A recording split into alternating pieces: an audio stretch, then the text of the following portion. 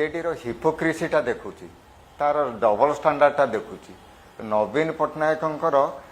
केतेटा गुण मु देखुची एटा केमिति राजनीति करके पॉलिटिकल माइलेज नेबे सेथिपई से माने चेष्टा करछन। मो झियो बोधे ओडिशार झियो नथिला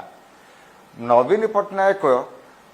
पट्टनायक वर्तमान राज्यपाल को चिठी लिखि पकाउछंती राष्ट्रपति को चिठी लिखुछंती तांकर सब दलीय कर्मकर्ता को पठैकी जो आंबुलांस आगे शुआई दे पकाउछंती। मो झियो बेले महाशय कौन करथिले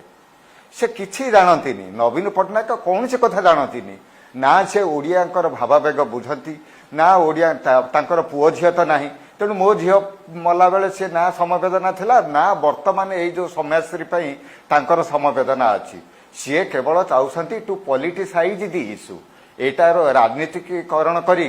जेते पारिबे सेते केवल पॉलिटिकल माइलेज ये महाशय नेबे।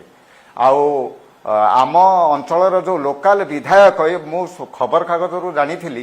किछि दिन पूर्व आमर जो प्रिय मुख्यमंत्री को गोटे चिठी लिखिकी नारी निर्यातना उपरे लिखिथिले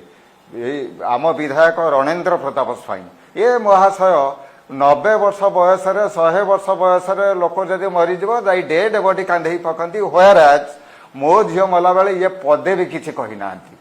आउ ये आमर मुख्यमंत्री को